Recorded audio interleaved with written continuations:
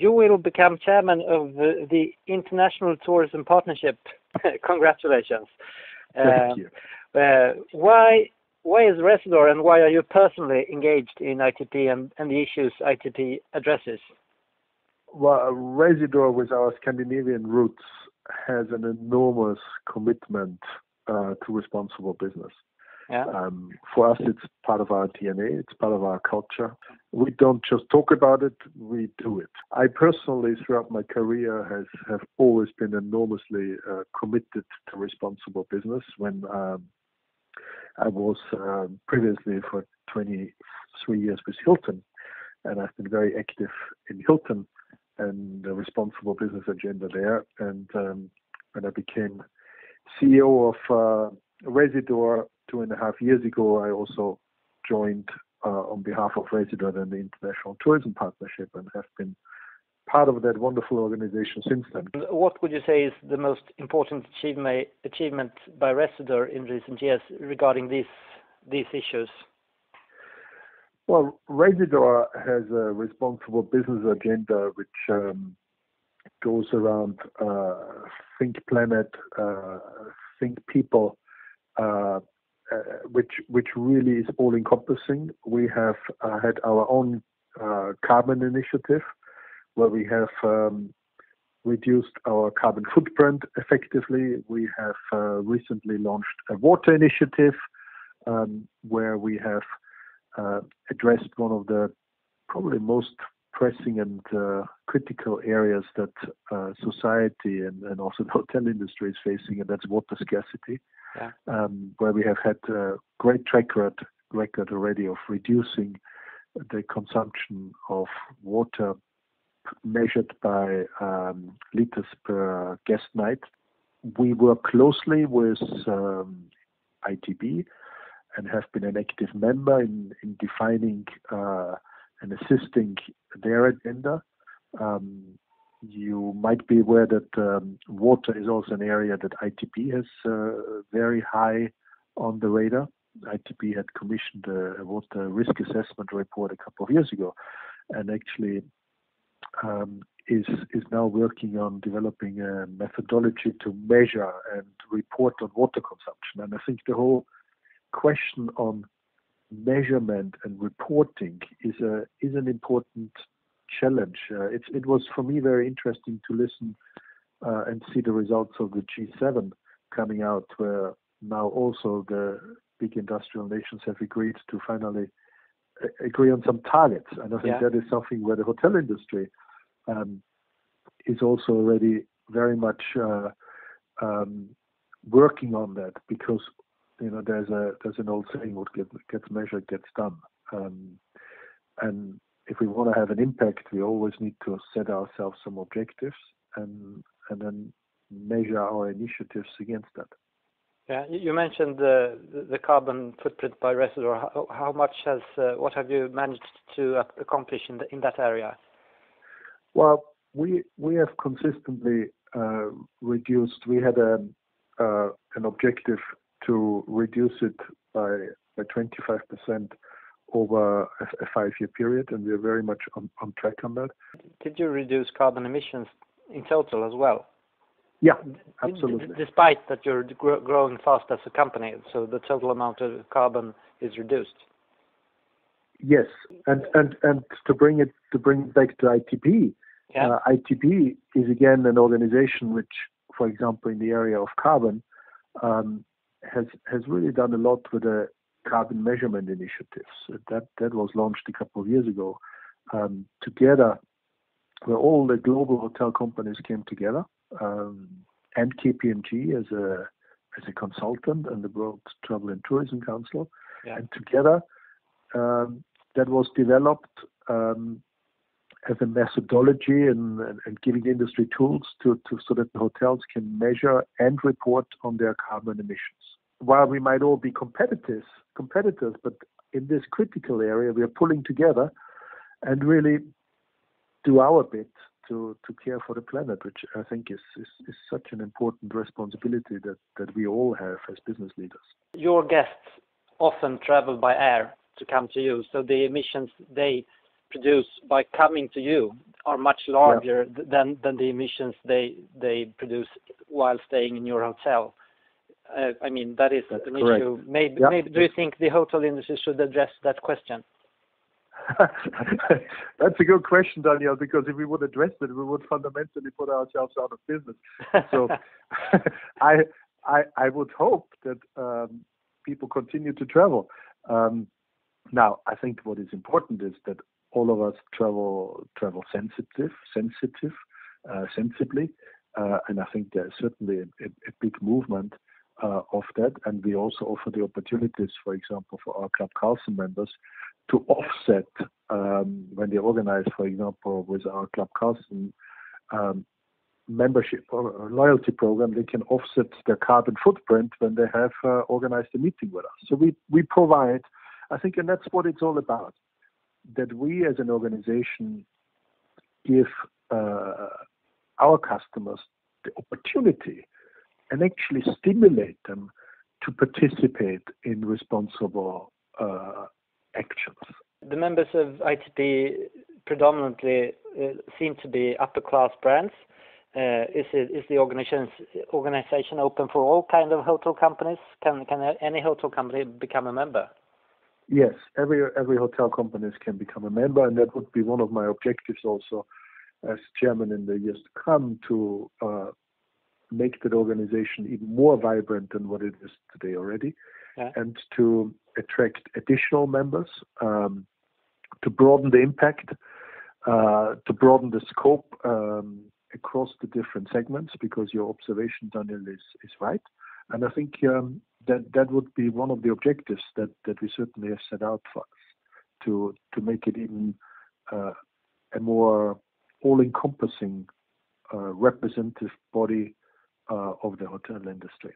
Yeah, and who will, now you're selling hotel rooms, how are you going to sell membership in the ITP to your hotel colleagues? Well, I think there are so many benefits to be gained from being in the organization. You have a wealth of information, guidance, facts, training materials, communication tools, an educational platform. There are different working groups. There's a governance body, there's an executive committee. So you can really contribute and learn. What we're doing today is just not good enough yet. And if we all recognize this and join organizations like ITP, who give us a platform to learn, to share, to understand, and then ultimately be inspired to take things forward in a different way than what we have done so far, I think that's where we will make an impact. The two major hotel companies here in the Nordics, Scandic and Nordic Choice, they are both working hard with sustainability. Are they welcome to join ITP? I would hope that they will join ITP, and it would be one of my objectives to stimulate not only those two organizations in the Nordic, but others also to join. Last year, Rezidor got credit for the Father Empowering Daughters campaign. What were the factors for Rezidor to become a part of that campaign? That goes. It was a little bit a stimulation of our diversity program, and we're very committed to improving our women in leadership. Again, a challenge that the whole society has, a challenge that the hotel industry has, was not enough women in leadership positions, and that came out of that original discussion, where we are very engaged at the moment to provide a different platform and a different environment to motivate more women to take senior leadership positions, where we as an industry are not good enough yet, where we, Rezidor as a company, are not good enough yet, which I recognize as the CEO of that company, and we have made a very public statement about that last year, and saying we are committed to changing that and addressing the unconscious bias that we all have in us, and provide an environment which makes Rezidor a much more equal opportunity employer Much more. Well, to provide equal opportunities for women at all levels. What we are doing in Rezidor is we are very good until department head level, where we actually have a lot of women in leadership positions. But then the challenge is above general manager, and then to the more senior levels, to also have the same representation of women in management and leadership positions as we have it at hotel level, at department head level. So in hotels, we're doing well at department head level, but when it comes to the next level of general manager and above, that's where we recognize that we want to take more opportunities to promote women to leadership positions. Yeah, and your goal is to have 30% women leaders next year and 50% in the Nordics. Will you reach those targets? 16%, you're absolutely right, is the current level of, and just to make sure that you understand what level I'm talking about, so that's general manager and above. Sorry, below that, 16% is general manager. General manager and above. Above. So including general managers and the level above, so regional directors, vice presidents, and all the area teams and corporate teams. So the interesting thing is that in our industry, we are good in having women in leadership positions below that level, but not yet above. And that is the objective that we have set out, and we have created a lot of momentum. And you can imagine, I mean, actually more than 50% of our 40,000 employees are women, if I talk now global.